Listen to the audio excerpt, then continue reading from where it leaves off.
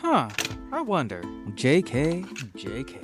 Surprisingly fits well. Check out this 60s era all-mechanical calculator. It is the Olivetti Prima 20. Oh, 6'7". This company started in Italy in 1908. I can't believe I found this for $12 today. This particular calculator, or adding machine, was made in Argentina.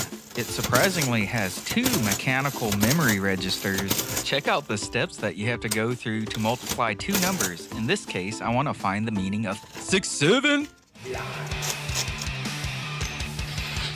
6, 7, 42. That's the meaning of life.